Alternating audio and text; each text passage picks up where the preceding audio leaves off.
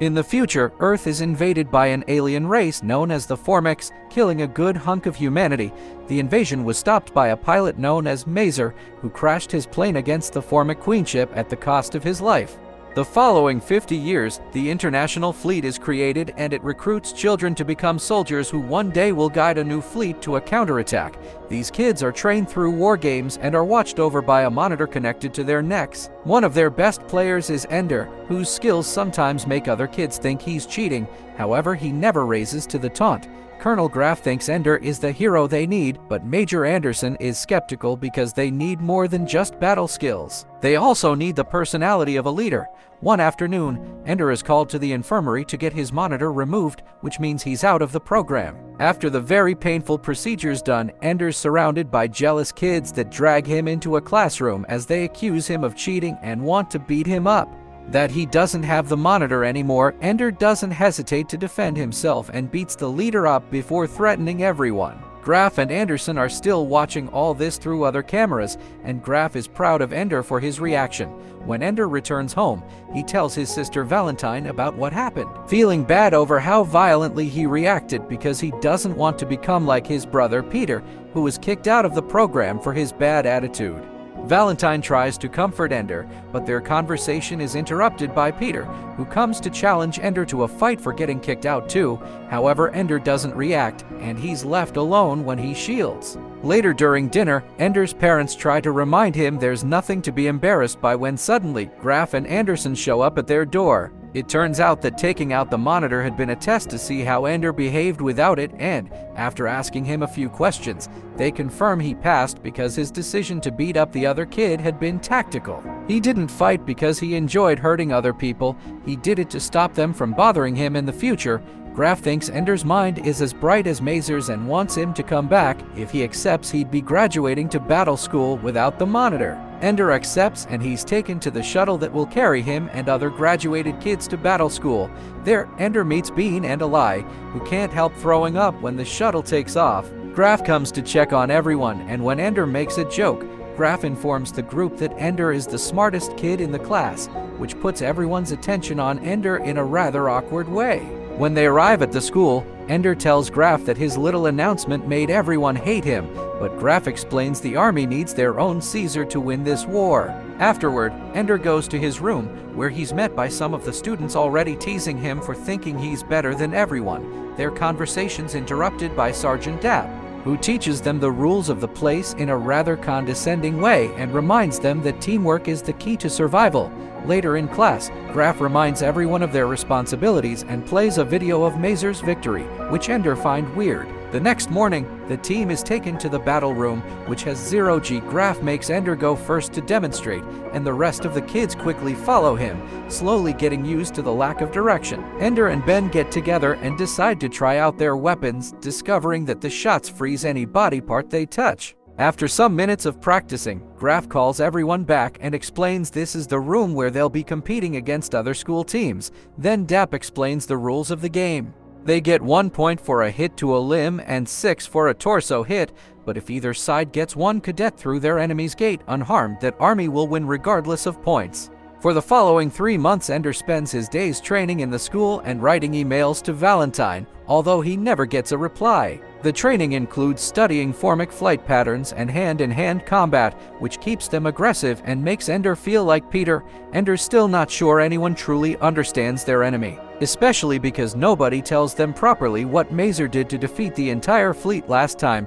Graf tells Ender he wants him to lead, but Ender doesn't know how to do that when everyone's so different and he always eats alone. One evening, Graf informs the class that some people in the higher ranks have failed to meet the standards to get into command school, so now there's a chance for students in this class to get a promotion. Ender asks Graf if their emails are being blocked, and Graf confirms all communication is being temporarily held back because people on Earth don't need to know what's happening here. Afterward, Dapp makes Ender do push-ups while insulting him, reminding him not to speak unless spoken to. After Dapp leaves, Ender is surprised to see the other kids now look at him with respect. The next day, a teacher informs them there are only 3 passing scores on the deep space navigation test: Eli, Bean, and Ender, causing Bernard to accuse them of cheating. The teacher wants to go over some exercises and asks Ender to demonstrate, but Ender says Alai and Ben understand the concept better, and the teacher calls for Alai instead. While Alai explains his answers, Bernard writes insults about Alai's weak stomach that appear on everyone's screens, so Ender writes something about Bernard and sends it back, making him mad. The teacher hears him complain, and when she sees what's happening, she tells Bernard not to dish it out if he can't take it. Later during lunch, the class comes to sit with Ender, leaving Bernard behind. In the evening, Ender finds a game on his tablet and tries it out while Alai watches him. In the game, Ender plays as a rat that must choose between two goblets, but no matter what Ender chooses, the rat dies. He then decides to make the rat attack the troll handing out the goblets, which allows him to pass the level. Alai doesn't understand why, and Ender explains the academy is training them to be violent. Game is being watched by Graf and Anderson because it's another test, and Anderson is surprised by Ender's solution because it's never happened before. It also confirms Graf's belief that Ender is the perfect soldier. Thus, Ender instantly gets promoted to the Salamander Army, which is known for being undefeated.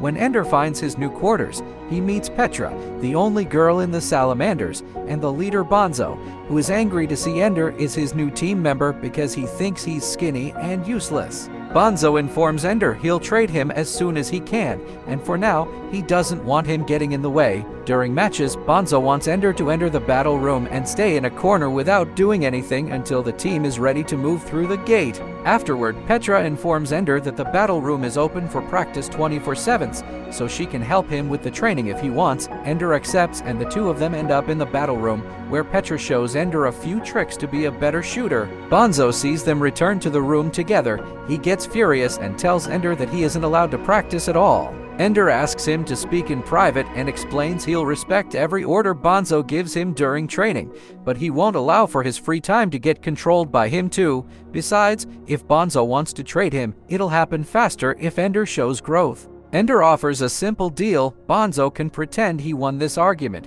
and the next day he can tell anyone he changed his mind. That way he keeps his respect as a leader and Ender still gets his free time. Bonzo insults Ender for being impertinent, but the next morning he does exactly as Ender said. Sometime later, the first match begins, and at first Ender stays in his corner like Bonzo asked. However, their team begins to lose, so Ender jumps in to help Petra and make a plan together.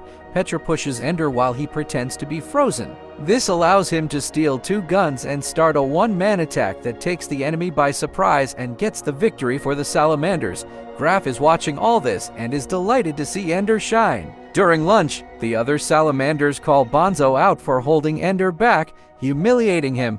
Later, while Ender and Petra are practicing hand-to-hand combat, Bonzo interrupts them to punch Ender, threatening to kill him if he ever makes him look like a fool again.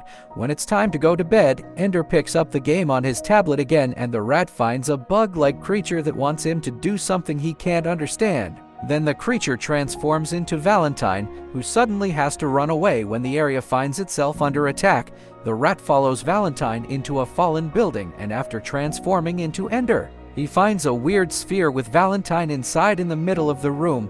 Then the carpet becomes a monster and attacks Ender's avatar, causing Peter to appear in the sphere and call Ender a killer. Terrified, Ender immediately closes the game. Meanwhile, Graf is furious with Anderson because he thinks her game is pushing Ender's psychological state to the edge. Anderson explains she doesn't understand how these images got into the game and that she can't modify them, so Graf makes her delete the game entirely. Afterward, Graf decides to accelerate some promotions in the program to be ready in time. He calls Ender to his office and asks him if he'd like to command his own team, the Dragon Army, which was a name that got discontinued 4 years ago because they couldn't win. Graf thinks Ender can have his own team of freaks like him, and Ender accepts. After Dap shows Ender his new quarters and finally treats him with respect, Ender meets his new team, which includes Alai, Bean, and Bernard. Ender surprises everyone by asking for mutual respect and to be told of any ideas they may have because teamwork is the most important. From then on, Ender pushes his team to work hard, making something even out of Bernard, and they soon reach 3rd place in the team ranking. Anderson reminds Graf their higher-ups are impatient and want a decision on which team will advance any day now, but Graf hates that the Dragons haven't reached 1st place yet. To fix this, Graf proposes something that has never been done before, a battle with 3 teams, including the 3 first places, dragons, salamanders, and leopards. The team receives the news out of nowhere, and in their hurry to get ready, one of the guys hurts his ankle, sends him to the infirmary, and gets ready to approach this challenge with a smaller team. But luckily, Graf sends Petra as the replacement. Ender first sends Petra out with a boy as a shield so her shooting skills can get rid of the campers by the gate. Then, he ties a rope around Bean and makes him scout the room for intel. This gives enough information for Ender to make a plan. The whole team makes a meat shield around Alai, and they move straight to the enemy's gate, winning the game. After the game, Bonzo approaches Ender in the showers, asking him to fight. Ender doesn't want to, but has no choice, and he defends himself, accidentally pushing Bonzo too hard and making him hit his head on the floor. Unresponsive Bonzo is immediately taken to the infirmary for surgery, and Anderson and Petra try to comfort Ender, but Graf interrupts them to talk to Ender alone. He swears Bonzo is going to live, but Ender doesn't believe him, so Graf admits Bonzo will be sent back to Earth for recovery. Ender wants to go with him and see his sister, but since Graf refuses to give him time off, Ender quits. Afterward, Anderson calls Graf out for not seeing their students like the children they are, but Graf reminds him he needs to see them as soldiers if they want humanity to survive. Sometime later on Earth, Valentine arrives at her home to find Graf there, asking her for a favor. Valentine knows Graf wants to use her to make Ender Ray join the army, and Graf simply replies he wants Ender to save lives. Then Graf takes Valentine to see Ender, who takes her on a boat ride so they can speak in private. Ender explains how bad he feels for having to destroy lives because to understand an enemy, he needs to love them. Valentine reminds him that hurting Bonzo was self-defense and explains that she refuses to convince him to rejoin like Graf wants her to. But she does think Ender is here because he's afraid. She points out he can't hide here forever and that if he doesn't try, everything will be lost. Ender accepts to go back to the army, but only if Graf doesn't block his emails anymore. Of going back to battle school, Ender is taken to the command base near the Formic home planet, where he has earned the right to train for the final test. If all goes well, Ender will get to command the entire invasion fleet. This base is on a planet that used to belong to the Formics until the humans drove them away almost 3 decades ago. Ender doesn't understand why they need to keep attacking the Formics if they're contained in their own planet. Explains it's in order to stop them from attacking again in the future, the same reason why Ender had beat up those students months ago. Dap shows Ender to his new room, which includes an oxygen tank in case there's a need for an evacuation. The next morning, Ender is startled by the sudden appearance of a weird tattooed man that jumps on him and reminds him to trust nobody, not even his teachers. This man turns out to be Mazer, who isn't dead after all, so Ender gets to comment on what has been bothering him. Whenever they show the video of Mazer's victory, they cut the footage right after he destroys the carrier, and he doesn't understand why. Mazer takes Ender to watch the whole recording, and it's revealed that after Mazer destroyed the main carrier, all the other Formic ships stopped attacking and began falling out of the sky. Mazer explains Formics are compared to ants for a reason. They also depend on their queen, and if the queen is out of commission, the others can't think for themselves and die. The reason why this is kept classified is that they aren't 100% sure Mazer destroyed the queen's ship, meaning they can't depend on that strategy yet. But if the Formics have rebuilt their fleet, there must be another queen on their home planet, and the only reason why they left is to seek water. Afterward, Mazer takes Ender to meet the team that will assist him during the training simulations, which includes Bernard, Bean, Petra, and Alai. Then Mazer shows the team how the Formics have been growing their military power at an alarming rate, so they'll have to attack first to prevent them from going out again, even if Ender doesn't think it's fair to go after creatures that are keeping to themselves. The simulations will begin with photo-real simulations to best approximate real battles, and Ender will command the overall strategy that he'll pass to his teammates, who will each command a battle group formed by drones. The most important thing is to protect the M500, a weapon that can shatter molecular bonds, and Petra is trained to fire. For the first few simulations, Ender and his team fly through them without issues, gathering victory after victory. But the simulations keep getting more complex and real, and after a few months of pure pressure, Ender loses his first battle. Mazer yells at Ender for his failure, and when Ender points out he can't win if he doesn't take risks, Mazer points out he needs to focus on the big picture and relegate the small mop-ups to his team. Graf also explains Mazer is frustrated because he's trained many teams in the past and they all lost, but Ender will be the last because there's no time to train anybody else. The higher-ups have decided tomorrow will be Ender's final simulation, and if he wins, he'll command the real fleet. In the evening, Ender chats with Petra, explaining he doesn't want to go to war and wishing he could speak to their enemies to understand them better. Petra reminds him studies on formic bodies have shown they don't have vocal cords, making Ender wish he could think to them instead. The next morning, Ender gets ready with his team for the final simulation, which is watched by Graf, Mazer, and a bunch of higher-ups. This simulation will be staged at the Formic home planet, where they immediately see the enemy fleet. Ender orders Ally to engage so Petra can fire the MD-500 at the swarm, but this only causes the rest of the Formic fleet to leave the planet and come after them. Since the MD-500 needs time to recharge, Ender copies the strategy he used in the battle room and surrounds their main weapon with the other smaller ships as a shield. Then he makes Petra fly the MD-500 toward the planet, and since the shield begins burning when they enter the atmosphere, Ender asks Bean to send his drones to carry off the incoming swarm so they can at least have a clear way and survive long enough.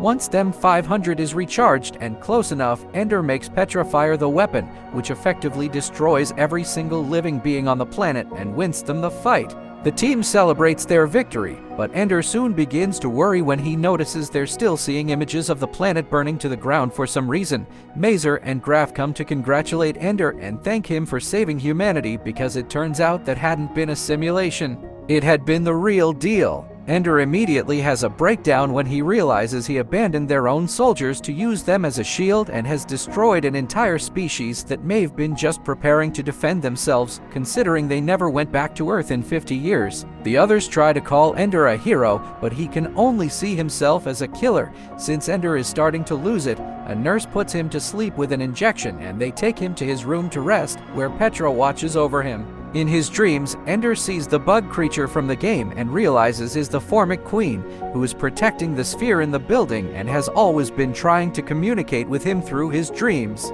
Finally understanding what she needs, Ender wakes up and runs out of the room to leave the base, so Petra has to follow him to bring him an oxygen tank before he dies. Ender is thankful but sends her back because he must do this alone. Then he proceeds to walk into the fallen building where he finds a Formic Queen with the sphere, which is actually an egg. The Formics never intended to fight the humans. They had only been looking for water for their new babies. The Queen comes closer and puts her paw on Ender, but she lets go when she sees he means no harm, understanding that the Queen is dying. Ender takes the egg and promises to find a good home for it. Now the war is over, Ender is promoted to Admiral and given a small ship as a reward, which he uses to fly into deep space and start a new Formic colony with the egg to make up for his sins. Make sure to subscribe for more videos like this.